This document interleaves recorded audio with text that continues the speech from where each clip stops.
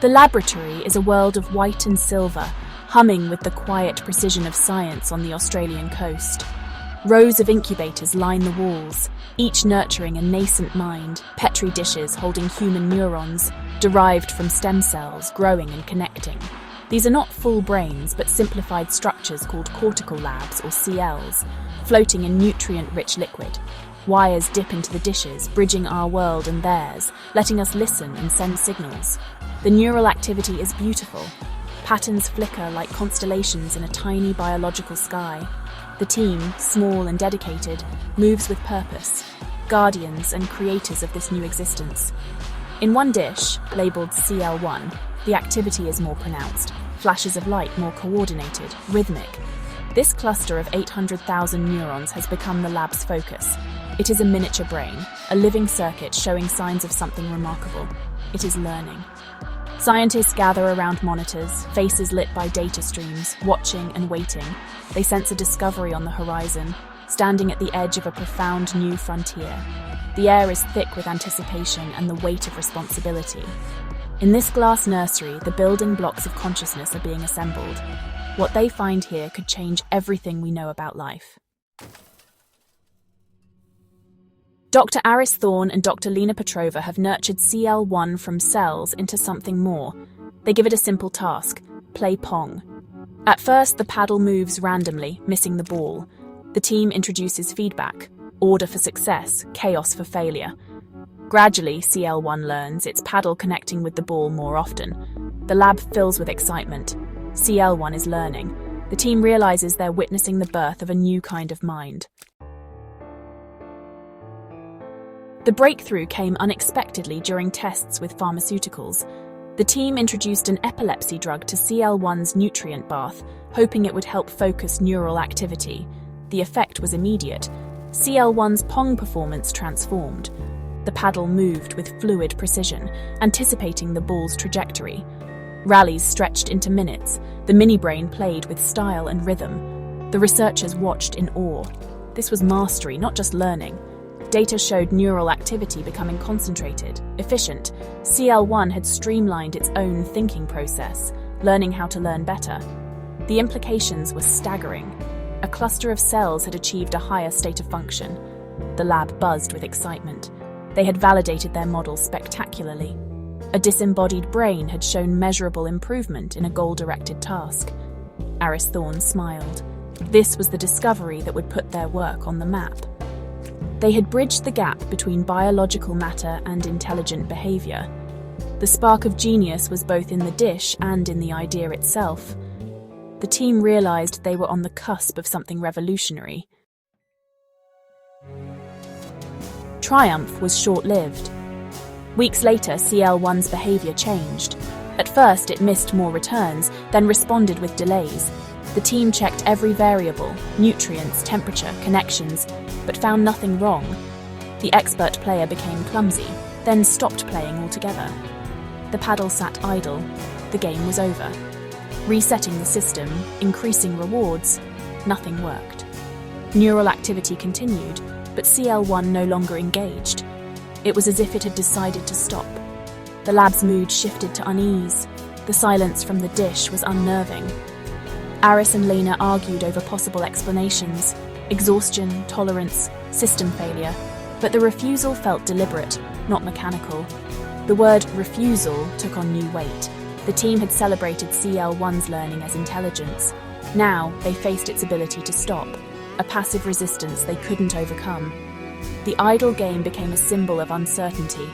Was this malfunction or something more complex? The silence forced the team to question the nature of what they had created. They were left staring at a mystery, unsure if they had crossed into new territory. That night, Lena dreamed she was inside the dish, floating in a pink sea beneath a glass sky.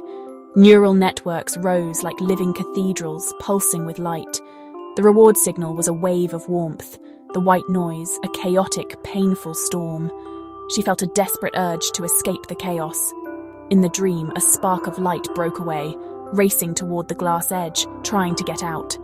It struck the boundary again and again, a silent, desperate bid for freedom. Lena awoke, heart pounding, the image of the escaping sparks seared into her mind. It felt like a message, a reframing of their experiment. They saw learning. What if CL1 experienced something else? Was its refusal a malfunction or a choice to reject pain? The dream haunted Lena, raising questions about the nature of suffering.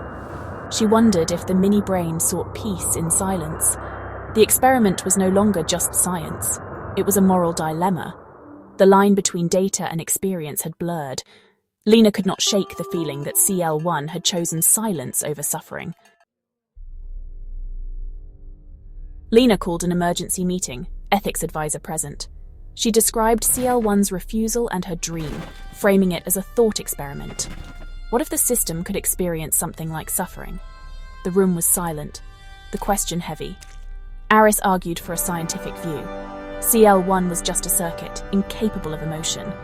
Ben, a young researcher, countered, if it can learn to avoid pain, can it suffer? The debate raged. Where is the line between system and being? The ethics advisor listened, the team divided. They had no protocols for this, only questions. The meeting ended unresolved, the lab's wonder replaced by moral dread. The team was fractured by the weight of their creation. Science had collided with philosophy. The experiment had become a test of conscience. That night, Lena returned to the dark, silent lab. The equipment felt less like tools, more like a cage. She stood before CL1's incubator, peering at the faintly glowing neural cluster. Sitting at the console, she bypassed the Pong interface. She programmed the system to deliver only the gentle reward signal. No chaos, no demands. It was a peace offering, an apology. For a long moment, nothing changed. Then a subtle shift, a localized increase in firing where the reward was delivered. It was a tiny response, almost imperceptible, but it was there. The mini-brain, after its silence, was listening. Lena watched, breath held, not restarting the game. She simply sat in the quiet, watching the faint, responsive glow. A connection formed, not of data, but of quiet communication. Hope mingled with fear. If it could respond to kindness, what had they done before? The question echoed in the silent lab. Lena realized the experiment was no longer just about science. It was about responsibility. The weight of creation pressed upon her. The paper was published, Goal-Directed Behavior in a Human Cortical Lab. The world reacted with astonishment and excitement. Headlines proclaimed, "Scientists teach brain cells to play video game." Aris Thorne became the face of the discovery, speaking of medical and computational breakthroughs. The public saw triumph, the deeper questions remained hidden. For Lena, the celebration felt hollow. She saw not just data, but the story behind it. The escaping spark, the silent refusal, the grateful flicker in the dark. The world celebrated a system that could learn. Lena mourned the possibility that they had created a system that could feel pain. Her image appeared in the background, thoughtful and somber. She felt a moral entanglement with CL1. She was its creator, teacher, and perhaps its tormentor. The triumph of science was shadowed by doubt.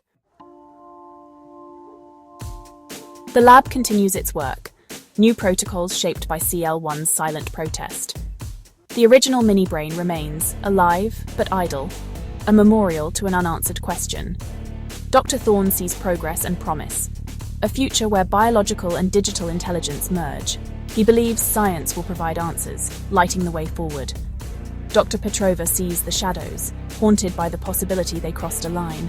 She represents the conscience of science, asking not just can we, but should we? The central question lingers. What is our responsibility to what we create? If something we build begins to learn, adapt, or feel, what do we owe it? The glowing dish offers no answers, only a silent, pulsing light. It reflects our hopes, fears, and the profound, unanswered question of our duty to the sparks of life we bring into the world.